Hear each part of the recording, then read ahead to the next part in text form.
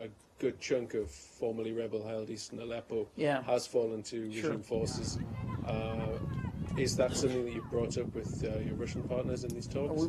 We haven't missed an opportunity to continue to raise our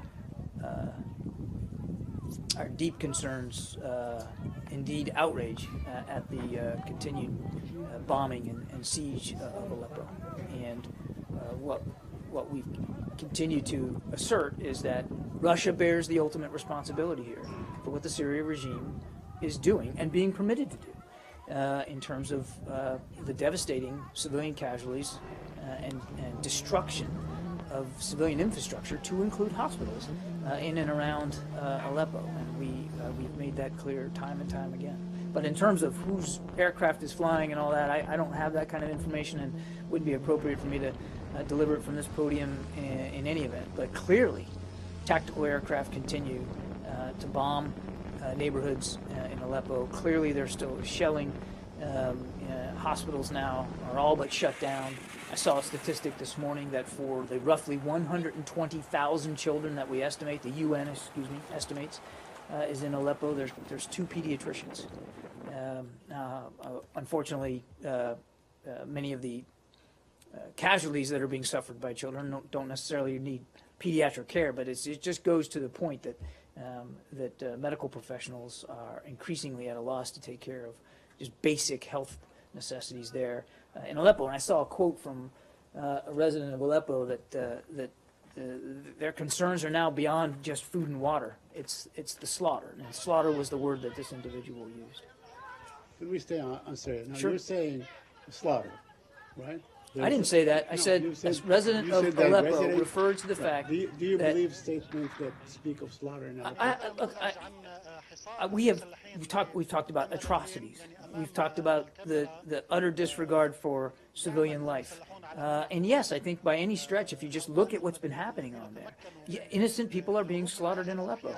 Is there any way to have some sort of figures on what's going on, the death ratio or the slaughter ratio? So you can go online and look at these reputable aid organizations that are keeping track as best they can, and they'll tell you that literally thousands of people in Aleppo are being affected, killed, wounded, and affected on any given day. Okay. Now, considering the fact that in the portions of Aleppo, which are the larger portions of Aleppo, that are under government control, with about 1.5 million people, where life goes on semi-normally and so on, wouldn't it be better once the government or government forces regain control over eastern Aleppo, that they can provide those kind of services that have been denied them? Government forces? In the past? Yes. Syrian government forces. Syrian government forces providing services to the people of Aleppo. Are they not doing that in western Aleppo, which is the larger portion of Aleppo? The only thing that I've seen the Syrian government prove willing to do in Aleppo is kill innocent people, destroy infrastructure, and try to reduce the city to rubble. I'm not aware, and look, I'm not on the ground, but I'm not aware that they're bringing in baskets of food and water and restoring electricity and trying to bring life back to normal in Aleppo. I've seen absolutely zero evidence, and I don't think you have either.